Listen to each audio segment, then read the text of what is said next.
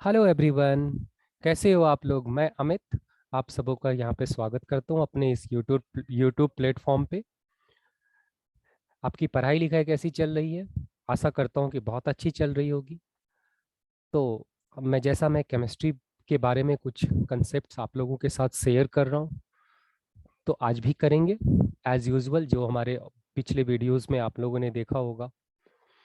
जब पढ़ते वक्त में मैं दो तीन चीज़ें आप लोगों के साथ आज कुछ चीज़ें शेयर करना चाहता हूँ कि जब भी पढ़ो तो एनालाइज करके पढ़ना चाहिए। चीज़ें बहुत सारे मिलेंगे आपको, छोटे छोटे चीज़ चीज़ रहेंगे, मतलब कंसेप्ट, चीज़ का मतलब कंसेप्ट, बहुत छोटे छोटे कंसेप्ट। कोशिश ये करो कि वो सारे कंसेप्ट को एनालाइज करना है कि ये कैसे हो रहा है। और दूसरा चीज़ है कि इसके बीच में एक कनेक्शन होना चाहिए। अगर आपने प्रॉपरली कनेक्ट कर लिया कंसेप्ट को, तो कोई भी क्वेश्चन हो, चाहे वो जेई एडवांस का क्वेश्चन हो, जेई मेंस का क्वेश्चन हो, नीट का हो, इवन बोर्ड का भी हो। बोर्ड का क्वेश्चन तो खैर बहुत हद तक डायरेक्ट क्वेश्चंस रहता है, उसमें तो कोई प्रॉब्लम नहीं होगी। अदर देन दैट, आपको जिस भी टाइप का क्वेश्चन है, बट उसमें कोई प्रॉब्लम नहीं होगी। बेसिकली अगर देखा जाए तो जो हमारा कंसेप्ट है, जो थेरीज है, जो पॉइंट्स है, वो सारे पॉइंट्स तो बहुत हद तक सिमिलर है, लेकिन वे ऑफ आस्किंग अलग होता है। जब वे ऑफ आस्किंग अलग है, जब आपने उसको एनालाइज किया हुआ है ढंग से, क्वेश्चंस की प्रैक्टिस की हुई है, तो आपको प्रॉब्लम सॉल्व करने में कोई दिक्कत नहीं होगी और इजीली कर लोगे। और चीज़ें को आराम से कनेक्ट करके आप आंसर तक पहुंच जाओगे। तो सबसे पहला चीज़ ये होना चाहिए कि आपका एनालाइजिंग पावर होना चाहिए कि आखिर हो क्यों रहा है, इसका क्या इम्प्लीकेशंस है, क्या क्या कंसेप्ट इससे डेवलप हो सकता है। ये सब चीज़ें के बारे में आप लोगों को जरूर से ध्यान देना चाहिए जब भी आप पढ़ो, चाहे वो आप फिजिक्स केमिस्ट्री मैथ्स पर हो। बायो के बारे में मुझे उतना आइडिया नहीं है, बट बायो में भी आई थिंक होता ही होगा। तो ये चीज़ें को आपको अच्छे से समझना चाहिए। और उसके बाद मेन प्रायोरिटी पे नॉलेज। हाँ, नॉलेज के साथ साथ थोड़ा प्रोफेशनल नॉलेज की ज़रूरत है अगर आप रिजल्ट की तरफ ओरिएंटेड हो तो। अगर नॉलेज ठीक है, प्रोफेशनली आपने पढ़ा हुआ है और टाइम टू टाइम आपने अपने आप को एसेस किया हुआ है, तो पक्का से रिजल्ट होगा। ये तो मुझे मालूम है, ये मैं आपको इतना गारंटी के साथ कह रहा हूँ। लेकिन हाँ, ईमानदारी होनी चाहिए, प्रोफेशनलिज्म होनी चाहिए, और आपका असेसमेंट होना चाहिए टाइम टू टाइम। अगर आपने टाइम टू टाइम अपने आप को एसेस किया, तो कोई भी ऐसा रिजल्ट नहीं है जो आप नहीं करोगे। ये इनफैक्ट आपका थ्रू आउट द लाइफ जरूरत होता है कि आप हर एक प्रॉब्लम, जो भी प्रॉब्लम हो, उसको एनालाइज करना चाहिए। तो जैसा कि आज की वीडियोस में हम लोग स्टार्ट करेंगे ऑप्टिकल आइसोमेरिज्म के बारे में ही। पिछला जो वीडियोस मेरा था, उसमें मैंने ऑप्टिकल आइसोमेरिज्म के बारे में डिस्कस किया हुआ है बहुत चीज़। जैसे कि मैंने डेफिनेशन ऑफ ऑप्टिकल आइसोमेरिज्म किया हुआ है, हम लोगों ने किया हुआ है इनैंसियोमर्स के बारे में भी किया हुआ है। आप पिछले वीडियोस को रेफर कर सकते हो। आज का जो वीडियो है बेसिकली उससे आगे बढ़ रहे हैं थोड़ा। उसमें मैंने एक चीज टर्म यूज किया था, डायस्टीरियोमर, उसके बारे में देखेंगे। एक दो टर्म्स और है, वो भी हम देखेंगे आगे कि क्या करेंगे। तो सबसे पहला तो है कि ऑप्टिकल आइसोमेरिज्म में अ, एक टर्म्स हम लोगों ने डिस्कस किया था, एक कॉन्फ़िगरेशन के बारे में देखा था जिसको हम आर एस कॉन्फ़िगरेशन कहते थे। वो आर एस कॉन्फ़िगरेशन क्या होता था कि जैसे अगर हम एसिमेट्रिक कार्बन्स का फीचर्स प्रोजेक्शन या वेज रिप्रेजेंटेशन के थ्रू रिप्रेजेंट करते थे, तो हम एक कॉन्फ़िगरेशन डिसाइड करते थे जो आर होता था या एस होता था। लेकिन ये आर एस जो है बेसिकली कहाँ पे अप्लाई हुआ था? एसिमेट्रिक कार्बन्स कंटेनिंग में ही अप्लाई हुआ था। और एक चीज मैंने वहां बताया भी था कि जैसे कोई भी एलिमेंट है या कोई भी कंपाउंड है, एलिमेंट नहीं कंपाउंड है, अगर मान लो ये ओ OH है, ये H है, ये Cl है, ये CH3 है, तो जब हम इसका कॉन्फ़िगरेशन डिसाइड करते हैं आर या एस, तो हो सकता है कि ये लिवो या डेक्स्ट्रो, आई मीन टू से कि अगर ये कंपाउंड मान लेते हैं कि लिवो है, लिवो है, तो लिवो है तो ये तो आर हो सकता है या एस हो सकता है, दोनों में से कुछ भी हो सकता है। और इसका जो काउंटर इनैंसियोमर है, इनैंसियोमर क्या होता था कि जब प्लेन पोलराइज्ड लाइट के बारे में हम लोगों ने बताया था, अगर हम एक्सपेरिमेंटल के व्यूज से देखिए, प्लेन पोलराइज्ड लाइट के बारे में जैसा हम लोगों ने बताया कि अगर वो लेफ्टवर्ड या राइटवर्ड रोटेट करता है तो ऑप्टिकल आइसोमेरिज्म उस पर्टिकुलर कंपाउंड में होता है, ऐसा हम लोगों ने पढ़ा हुआ है। अगर लेफ्ट गया तो लिबो रोटेटरी, राइट गया तो डेक्स्ट्रो रोटेटरी। अब यहां पर मैं अगर लीवो है तो उसका कॉन्फ़िगरेशन सपोज आर है, तो उसका जो अगर मान लो राइट वार्ड गया, अगर इसका जो मिरर इमेज है वो पक्का है कि ये डेक्स्ट्रो होगा। अगर ये लीवो है तो ये डेक्स्ट्रो होगा। अगर ये डेक्स्ट्रो है, अगर ये डेक्स्ट्रो है और इसका कॉन्फ़िगरेशन आर है तो क्या होगा कि ये एस होगा। अगर इसका कॉन्फ़िगरेशन एस है तो उस केस में क्या होगा, आर होगा। कहने का मतलब कि जो लीवो डेक्स्ट्रो है वो जनरली अपोजिट कॉन्फ़िगरेशन में रहता है in terms of R and S. अगर मान लो एस है लीवो तो R dextro and vice versa होगा। उसके बाद हम देखते हैं क्या है कि अगर कॉन्फ़िगरेशन ऑफ जो सिमेट्रिक कार्बन है उसके बारे में थोड़ा सा देखते हैं कि अगर मान लो ये है हमारा, अगर एक का ही अभी रखते हैं, आर है, ये एस है, एक मिनट, ये ओ OH ले लो, ये CH3 ले लिया, ये H ले लिया, ये Br ले लिया। ये दूसरा कोई कंपाउंड ले लो, ये OH, ये CH3, ये H, ये Br ले लिया।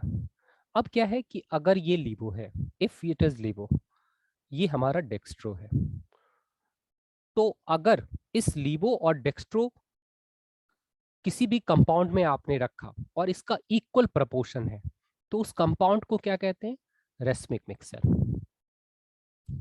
यानी कि एक टर्म्स हमारा और आया यहाँ पे, racemic mixer. Racemic mixer, racemic mixer क्या हो गया, equimolar mixer of, equimolar mixture of DL pair, और इस डीएल पेयर को हम एक और नाम देते हैं इनैंसियोमर। इनैंसियोमर इज कॉल्ड रेस्मिक मिक्सर। अब इसके बारे में एक चीज देखते क्या है कि जैसे कि कोई भी ऑर्गेनिक कंपाउंड है ना, इसमें हाफ जो रखा है आपने, इक्विमोलर का मतलब हाफ रखा है लीवो और हाफ क्या रखा आपने, डेक्स्ट्रो, है ना। अगर ये लीवो हाफ है, डेक्स्ट्रो हाफ है, और प्लेन पोलराइज लाइट को अगर हम इससे पास करवाना चाह रहे हैं तो इस लाइट का रोटेशन क्या होगा, क्योंकि इसका रोटेशन ही डिसाइड क्या करेगा इसके ऑप्टिकल एक्टिविटीज के बारे में, कि ऑप्टिकली एक्टिव है कि नहीं। जैसे ही लाइट आपने पास कराया, लीवो की क्या क्या टेंडेंसी रहेगी कि इसको लेफ्टवर्ड रोटेट करे, डेक्स्ट्रो की टेंडेंसी क्या रहेगी, राइटवर्ड करे। लेकिन चूंकि ये दोनों इक्विमोलर है तो नेट रोटेशन क्या हो गया, जीरो। नेट रोटेशन इसका क्या हो गया, zero. Net rotation is equals to zero. So क्या लिखेंगे हम कि नो ऑप्टिकल एक्टिविटी।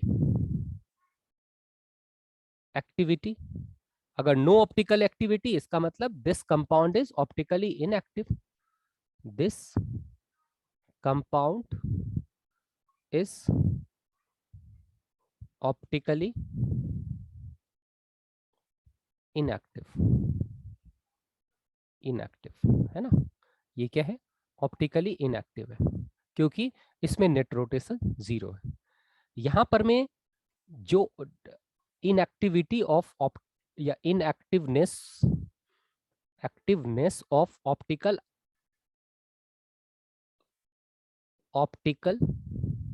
आइसोमेरिज्म किसके कारण हुआ है, due to two different compound, है ना, कंपाउंड्स कंपनसेशन। कंपनसेशन। अब ये जो डिफरेंट कंपाउंड का कंपनसेशन का मतलब हो गया कि इसको हम कहते हैं एक्सटर्नल कंपनसेशन। एक्सटर्नल कॉम्पेंसेशन मतलब external compensation leads towards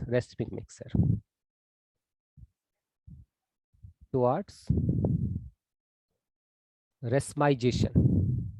अब एक टर्म्स मैंने बोला रेस्मिक मिक्सर, और दूसरा अभी हम यूज कर रहे हैं जिसको कहते हैं रेस्माइजेशन। रेस्माइजेशन क्या होगा? Process of formation of racemic mixer is called the racemisation. ये है प्रोसेस ऑफ फॉर्मिंग या formation of racemic mixer. Racemic mixer is called, क्या कहते हैं उसको? Racemisation. Racemisation and that mixture is, कौन सा mixer? Racemic mixer. Racemic mixer कहते हैं। ठीक है, ये हो गया। अब यहां पर मैं इसीलिए चर्चा किया एक्सटर्नल कंपोजिशन कंपनसेशन, क्योंकि आगे हम एक इंट्रामोलिकुलर कंपनसेशन भी करेंगे, यानी कि इंटरनल कंपनसेशन भी करेंगे, जो एक ही मॉलिक्यूल्स में क्या होगा कि कंपनसेट करके उस पर्टिकुलर मॉलिक्यूल्स को ऑप्टिकली इनएक्टिव कर देगा। तो उसके बारे में भी अभी हम देखेंगे, जस्ट थोड़ी देर में देख रहे हैं। तो यहां पर हम क्या बोलेंगे इसको? Intra intermolecular compensation. Molecular compensation. Meso compound कहते हैं या मेजोमर कहते हैं, उसके बारे में अभी हम डिस्कस करेंगे जब इंट्रामोलिकुलर कंपनसेशन होगा। अभी आ रहे हैं। अब हम आते हैं सीधा सीधा case of two asymmetric carbon. Asymmetric carbon, दो एसिमेट्रिक कार्बन अगर है किसी भी कंपाउंड के पास, तो उसका एनालाइजेशन करते हैं। जैसे एक चीज और हम लोगों ने देखा था कि अगर n equals to number of asymmetric carbon है, नंबर ऑफ एसिमेट्रिक कार्बन तो ऑप्टिकल आइसोमर्स कितना होता था? Maximum optical isomers, maximum optical isomer is equals to 2^n, इससे कम भी होता था। अब किस केस में कम होगा, किस केस में इक्वल होगा, वो अभी हम डिस्कस करेंगे। तो यहां पर ये देखते हैं एक और चीज, यहां पर टू एसिमेट्रिक कार्बन देखने से पहले एक चीज मैं आपको बता देता हूं कि जैसे कोई भी कंपाउंड आपके पास में लिखा हुआ है, मान लो SH है, OH है, Br है, और यहाँ पे हम ले लेते हैं इसका CH3। अगर इसका कॉन्फ़िगरेशन देखें, चेक कर लेना, इसका कॉन्फ़िगरेशन R कॉन्फ़िगरेशन है। और दूसरा कोई कंपाउंड देखते हैं जो कि Br है, Br है, और ये क्या है? OH है, और ये क्या है? H है, और ये CH3 है। अब देखो यहाँ पर में आपको दिख नहीं रहा होगा कि मिरर कहाँ से लगाए और कैसे इमेज आए। तो जैसे इसका कॉन्फ़िगरेशन R है, तो कॉन्फ़िगरेशन यहाँ पर R है। देखो RS कॉन्फ़िगरेशन का एक बहुत ही प्यारा सा यूज हम यहाँ पे देखते हैं कि जैसे यहाँ पर क्या है कि हम इजीली वी कांट सी कि ये दोनों एक दूसरे का मिरर इमेज है। तो हम क्या करते हैं, इसका कॉन्फ़िगरेशन चेक कर लेंगे। अब आपसे पूछा जाए कि क्या ये इनर्शियोमर है या नहीं है, कॉन्फ़िगरेशन देख लेना, ये R है, ये R है। जैसे ही सेम कॉन्फ़िगरेशन होगा तो उस केस में क्या होगा? बोथ आर आइडेंटिकल, आइडेंटिकल, है ना। यानी कि आपको अगर चेक करना हो कि दो कोई कंपाउंड, ऑर्गेनिक कंपाउंड जिसमें कि एसिमेट्रिक कार्बन है, वो ऑप्टिकल आइसोमर है या नहीं, तो सबसे अच्छा यूज है कि आप क्या करो, आर एस कन्फिग्रेशन लिखो। आर एस कन्फिग्रेशन लिखने के बाद वी कैन इजीली सी कि इज इट इनैंसियोमर और नॉट। इसके बाद अभी हम डायस्टीरियोमर भी डिस्कस करेंगे। तो सबसे पहला चीज तो केस ऑफ, जैसा मैंने, अब हम आते हैं case of two asymmetric carbon का। तो पहला case, case of two asymmetric carbon में भी क्या होगा, पहला केस कि the molecule has when the molecule has have dissymmetry, dissymmetry. अगर मॉलिक्यूल्स के पास डिससिमेट्री है, उस केस में नंबर ऑफ ऑप्टिकल आइसोमेरिज्म कितना होगा? इस केस में नंबर ऑफ ऑप्टिकल आइसोमेरिज्म 4 होगा। क्यों होगा, अभी देख लेते हैं। नंबर ऑफ ऑप्टिकल आइसोमर्स कितना होगा यहाँ पे? 4 होगा। क्यों होगा? जैसे देखो, अगर हम CH3 ले लिया, CH ले लिया, यहाँ पे OH ले लिया, फिर CH ले लो, यहाँ पे Br ले लिया, यहाँ क्या ले लेंगे? COOH, है ना। अब देखो, ये एसिमेट्रिक कार्बन है, ये एसिमेट्रिक, अगर स्ट्रिक्ट लगाता हूं तो इसका मतलब है कि ये नोटेशन ऑफ एसिमेट्रिक कार्बन है, नोटेशन ऑफ एसिमेट्रिक कार्बन है ना। तो देखो, कहीं आपको दिखेगा ये प्लेन ऑफ सिमेट्री? नहीं दिखेगा। दो पार्ट में अगर हम कन्वर्ट करें कहीं से भी, सबसे जो क्रिटिकल पार्ट है वो यही है, क्योंकि यहीं से पॉसिबिलिटी है कि क्या, कि एक प्लेन ऑफ सिमेट्री हो सकता है या नहीं हो सकता। इसीलिए मैंने यहाँ से चेक किया, तो ये दोनों मिरर इमेज है ही नहीं, क्योंकि तो तीनों जो कनेक्टिविटी है, इनफैक्ट एक तो मिरर कटिंग पार्ट में चला गया, बाकी जो 3 कनेक्टिविटी है वो दोनों एटम कार्बन का डिफरेंट है। तो ऑब्वियसली वो क्या है, प्लेन ऑफ डिसमेट्री है, ये प्लेन ऑफ डिसमेट्री है, प्लेन ऑफ डिसमेट्री है ना।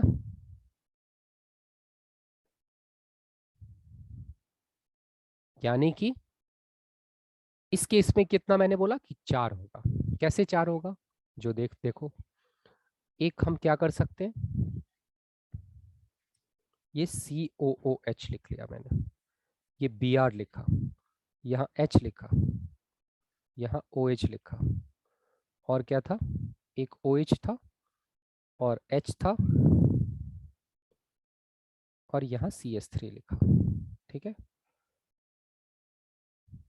उसके बाद हम क्या करेंगे, दूसरा इसका अगर मिरर इमेज ले ले, मिरर इमेज ले ले तो क्या होगा, ये Br हो जाएगा, यहाँ पे H हो गया, ये H है, यहाँ भी क्या होगा, this is H, this is OH, this is COOH, this is CH3। Now अगर हम इन दोनों का कंपेयर करें, 1 2, तो क्या है ये, वैसे तो और भी हम डिस्कस कर रहे हैं, बट इस दोनों के बारे में देखें तो 1 एंड 2 आर इनैंसियोमर, इनैंसियोमर, क्योंकि दोनों क्या है, एक दूसरे का मिरर इमेज है, इनैंसियोमर हो गया। एक केस ऐसा भी ले सकते हैं कि एक किसी एटम को हम क्या करते हैं, Br यहाँ रख लिए, H यहाँ रखा, यहाँ H रखा, यहाँ OH रखा, यहाँ COOH रखा, यहाँ CH3 रखा, और एक यहाँ पे क्या रखा, Br रखा, यहाँ H रखा, यहाँ H रखा, ये OH रखा, ये COOH रखा, CH3 रखा, है ना, है ना। यहाँ OH रखना था, ये जो मैंने बनाया था, ये मिरर इमेज एक्चुअली नहीं था, यहाँ पे OH लगाना था, वो मिस्टेक से लिखा। अब देखो, अब मिरर इमेज है, क्योंकि OH का इमेज OH, Br का Br, SH, अब सही है। अब 1 एंड 2 क्या है, इनैंसियोमर है। अब 3 एंड 4 अगर देखें, 3 एंड 4, 3 एंड 4 को क्या बोलेंगे? 3 एंड 4 आर ऑल्सो इनैंसियोमर, क्योंकि both are mirror image, also enantiomers, है ना, ये हो गया।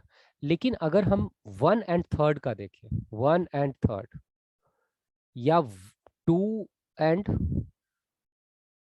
4, ये क्या है? ये ना तो मिरर इमेज है, लेकिन आइसोमर तो है ही, ऑप्टिकल आइसोमर्स हैं, क्योंकि क्या है इसमें? एसिमेट्रिक कार्बन है, प्लेन ऑफ डिसिमेट्री है। तो ऐसा ऑप्टिकल आइसोमेरिज्म मर्स जो कि एक मिरर इमेज ना हो या इनैंसियोमर ना हो, उसको कहा जाता है डायस्टीरियोमर। यानी एक नया टर्म हम लोग ने क्या सीखा? डायस्टीरियोमर। डाया एस्टीरियोमर्स, ये क्या है?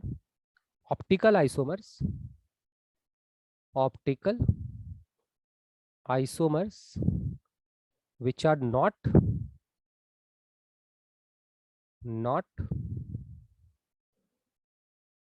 diastereomer, not enantiomer,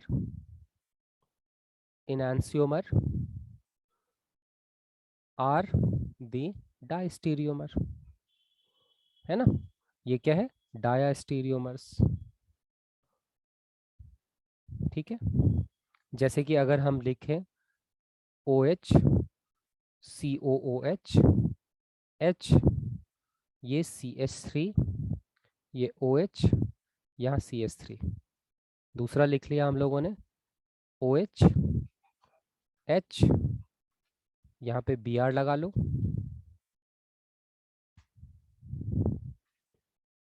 यहाँ पे Cl लगा लेते हैं, ये CH3 ले लिया, ये Cl ले लिया, एंड यहाँ पे हम OH ले लिया। अब देखो, अगर देखा जाए तो 1 एंड 2, 1 एंड 2 आर आइसोमर है कि नहीं है? नहीं है, क्योंकि यहाँ पे क्या है? Br है, यहाँ COH है, तो ये आइसोमर ही है, आर नॉट द आइसोमर। तो इन्हें, हालांकि 1 जो है is a optical isomer, optical isomer, 2 is a optical isomer, ये 2 है, 2 is optical isomer, but 1 and 2 are not isomer, isomer ही नहीं है ना, क्योंकि आइसोमर का पहला प्राइमरी डेफिनेशन क्या होता है? कि उसका मॉलिक्यूलर फॉर्मूला सेम होना चाहिए।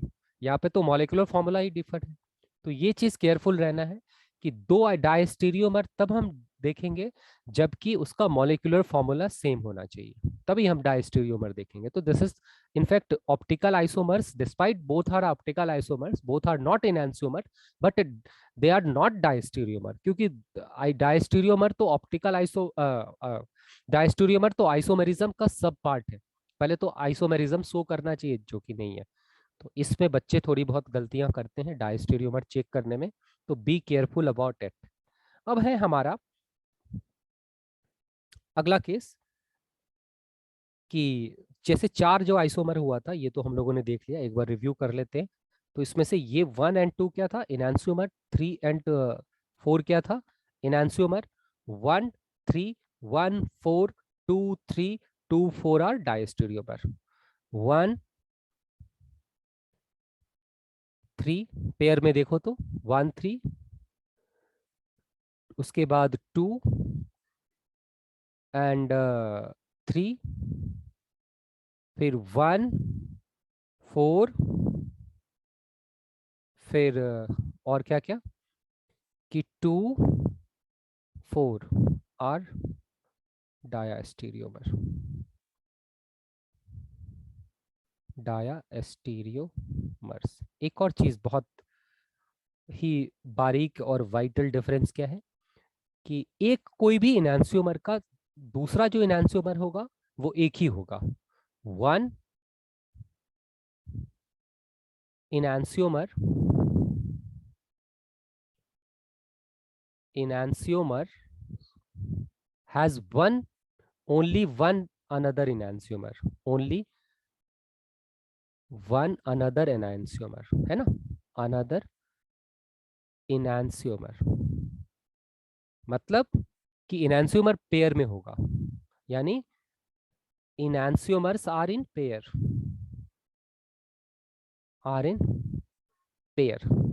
बट डायस्टीरियोमर बहुत सारे हो सकते हैं, but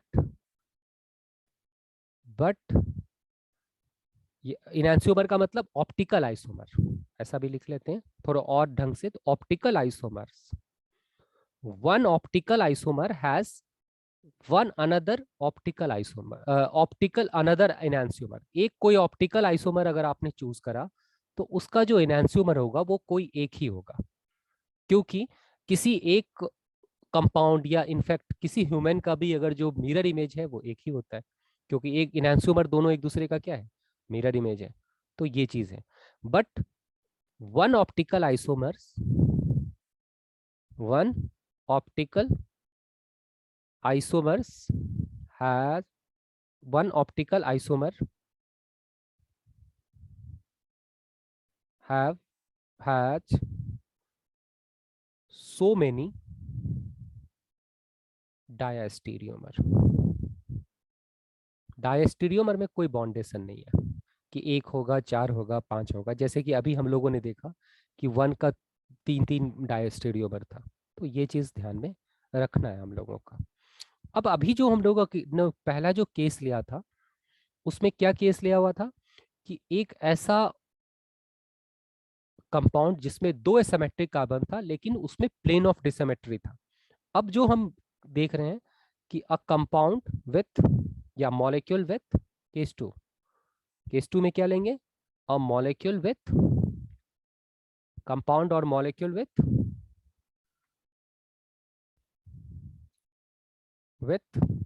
to asymmetric carbon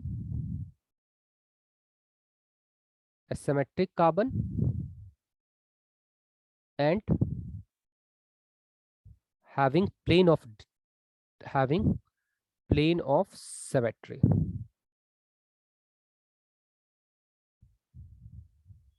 plane of symmetry भी हो और एसिमेट्रिक कार्बन भी हो, तो उस केस में क्या होगा, जैसे एक कंपाउंड लेते हैं, ये हम लोगों ने ले लिया, पहले तो थोड़ा सा कंपाउंड लिख लेते हैं, जैसे CH3CH, Br लिखा, ये CH लिखा, ये Br और CH3 लिख लिया, है ना, तो ये दो कंपाउंड है, यहाँ पे CH3 ले लो, यहाँ CH3 ले लो, ये Br ले लो, Br ले लो, ये H ले लो, H ले लो। अब देखो यहाँ पे मिरर लगा ले, अगर मिरर लगा ले हम लोग तो क्या होगा, ये प्लेन ऑफ क्या है, symmetry, that's why this compound is optically inactive. होना कितना चाहिए, अगर दो है तो इसमें पॉसिबल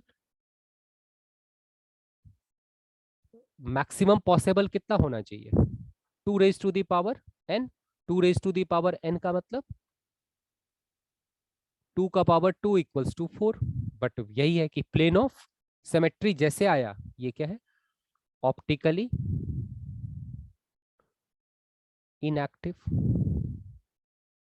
इनएक्टिव हो गया, है ना। उसके बाद अगर हम एक ऐसा कंपाउंड लेते हैं जिसमें कि इस मतलब इसी का अगर मिरर इमेज ले ले, जैसे CH, मिरर इमेज भी पॉसिबल है, ये भी क्या होगा, CH3 ये भी ऑप्टिकली इनएक्टिव। इसके अलावा एक केस ऐसा ले लें जिसमें कि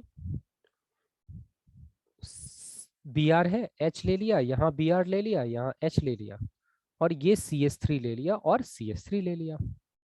अब ये प्लेन ऑफ क्या आ गया, यहां से कट करे अगर, तो ये है प्लेन ऑफ डिससिमेट्री। अगर ये प्लेन ऑफ डिससिमेट्री है, इसका मतलब क्या हो गया कि this compound is optically in optically active, क्योंकि देखो सबसे वाइटल कंडीशन था, जैसा मैंने पिछले वीडियोस में भी बताया था, अभी पीछे भी बताया था, कि कंपाउंड को क्या होना चाहिए, कब के पास क्या होना चाहिए, एक प्लेन ऑफ डिसमेट्री होना चाहिए। प्लेन ऑफ डिसमेट्री है, इसका मतलब वो ऑप्टिकली एक्टिव है ही।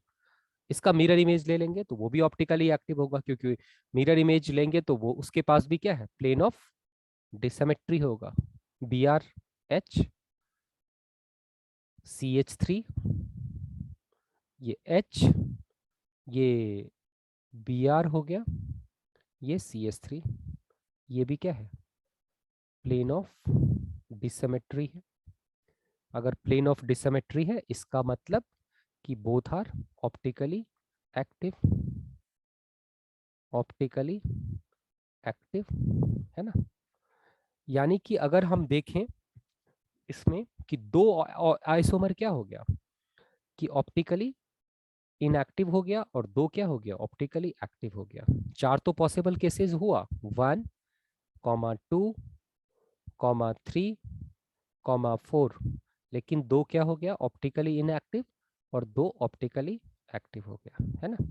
ठीक है, इसीलिए, और ये दोनों क्या था, इनएंसियोमेरिक पेयर हो गया। अब ये जो कंपाउंड दोनों मिरर इमेज 1 और 2 जो हम लोगों ने लिखा है, इसके बारे में थोड़ा देखते हैं। अब ये क्यों ऑप्टिकली इनएक्टिव हुआ, क्योंकि यहां पर इस कंपाउंड में क्या था कि ये एक एसिमेट्रिक कार्बन है, क्योंकि रूल तो ये कहता है कि एसिमेट्रिक कार्बन है तो उसको ऑप्टिकली एक्टिव होना चाहिए, कंसेप्ट है ये। तो लेकिन ये क्यों हुआ, इसका रीजन ये है कि ये जो पार्ट था, ये पार्ट क्या करना चाहेगा इसको, अगर मान लो कि क्लॉकवाइज रोटेट करना चाहेगा तो ये एंटी क्लॉकवाइज रोटेट करना चाहे। यानी कि अगर ये आर है तो ये एस हो गया, ये अगर एस है तो ये आर हो जाएगा। यानी एक पार्ट अगर डी दे रहा है तो दूसरा पार्ट एल, एक पार्ट एल दे रहा है तो दूसरा पार्ट डी। तो यहां पर में कंपनसेशन यहां भी हुआ, मॉलिक्यूल्स के अंदर हुआ, इंट्रामोलिकुलर कंपनसेशन। और अगर इंट्रामोलिकुलर कंपनसेशन हो रहा है तो उस केस में हम क्या कहते हैं उसको, मेजो कंपाउंड। मेजो कंपाउंड इसी को बोला जाता है, मेजोमर या मेजो कंपाउंड बहुत बार बोलते हैं। यानी कि ये जो है 1 और 2 are mesomers, also known as meso compound। Meso compound, meso compound क्या होगा, कंपाउंड हैविंग या molecule having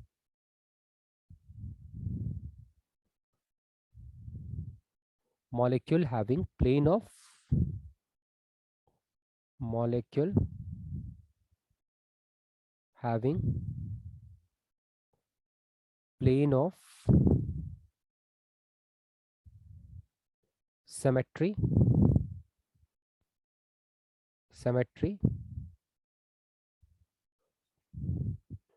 so it is optically inactive। अब क्यों इनएक्टिव है, because there is intramolecular compensation, intramolecular compensation of the configuration leads to inactiveness of, जो क्या करेगा, leads to inactiveness of optical isomerism, optical isomerism, है ना। ये था हमारा मेजो कंपाउंड का थोड़ा कंसेप्ट जो हम लोगों ने अभी सीखा। अब हम नेक्स्ट जो लेक्चर होगा, नेक्स्ट वीडियो, उसमें मैं डिस्कस करेंगे हम लोग रिएक्शन मैकेनिज्म के बारे में, जिसमें पहला जो टर्म आएगा वो आएगा रिएक्शन इंटरमीडिएट। उससे भी पहले थोड़ा सा हाइब्रिडाइजेशन ऑर्गेनिक केमिस्ट्री से रिलेटेड, क्योंकि ऑर्गेनिक और इनऑर्गेनिक वाले हाइब्रिडाइजेशन में थोड़ा बहुत डिफरेंसेज है। क्या डिफरेंसेज है कि जब हम बात करते हैं मतलब विदाउट ऑर्गेनिक कंपाउंड जिसमें लोन पेयर है, जैसे अमोनिया है, तो इस केस में जब हाइब्रिडाइजेशन देखें तो इसका हाइब्रिडाइजेशन sp3 है। वाटर है, इसका भी हाइब्रिडाइजेशन क्या है, sp3 है। क्योंकि इसके पास जब हाइब्रिडाइजेशन हम देखेंगे तो lone pair plus bonded pair को काउंट किया जाता है। बॉन्डेड पेयर मतलब सिग्मा बॉन्ड बॉन्डेड पेयर। लेकिन अगर हम ऑर्गेनिक की बात करें तो ऑर्गेनिक केमिस्ट्री में कार्बन हम जब भी बॉन्ड बनाएगा तो उसके पास लोन पेयर नहीं होगा, क्योंकि उस केस में लोन पेयर नहीं रहेगा। हाँ, ये हो सकता है कि कार्बन जब क्लीव करे बॉन्ड, जैसे CH3+ हो, CH3- हो, तो इस केस में भी हाइब्रिडाइजेशन चेक करेंगे। इस केस का बात अलग है। अदरवाइज अगर हम बॉन्डेड कंडीशन में देखें, अगर ये इंटरमीडिएट फॉर्म में नहीं है, तब इसकी हाइब्रिडाइजेशन जो डिसाइड करेंगे वो केवल on the basis of sigma bond. अब ये हम देखेंगे कि हाइब्रिडाइजेशन में होता कैसे है, इसके बारे में कौन कौन सा ऑर्बिटल्स पार्टिसिपेट करेगा। अब ऑर्बिटल्स पार्टिसिपेट करने के बाद क्या होगा, उसके क्यों ऑर्बिटल पार्टिसिपेट करता है, उस ऑर्बिटल्स के एनर्जी में क्या आएगा इम्पैक्ट, उसकी स्टेबिलिटी में क्या इम्पैक्ट आएगा, बॉन्ड एंगल में क्या फर्क पड़ेगा, क्या पाई बॉन्ड भी हाइब्रिडाइज्ड होता है, ऑर्बिटल्स से बनता है। ये सारे चीजें को हाइब्रिडाइजेशन में देखेंगे। इसके बाद का जो सेगमेंट है वो रिएक्शन इंटरमीडिएट। जैसे मैंने दो चीजें लिखा है, CH3+ CH3-। कार्बन के और भी होते हैं, जैसे एक इस तरह का आपने देखा होगा, यानी कि ये हम और एक देखा होगा CH3 यानी कार्बन कार्बोकटायन कार्बो अनायन, इसको फ्री रेडिकल, इसको कार्बीन। ये इंटरमीडिएट है। ये कैसे हुआ, इंटरमीडिएट का क्या पोजीशन है, क्या कंडीशन है, कैसे स्टेबिलिटी है, ट्रांजिशन स्टेट क्या है, रिएक्शन इंटरमीडिएट क्या है। बहुत सारी चीजें, इंटरेस्टिंग चीजें हैं। मजा आता है ऑर्गेनिक, आप अगर ढंग से पढ़ोगे तो मिलते हैं फिर नेक्स्ट वीडियो में। तब तक अपना ध्यान रखो, पढ़ाई करो। Bye bye.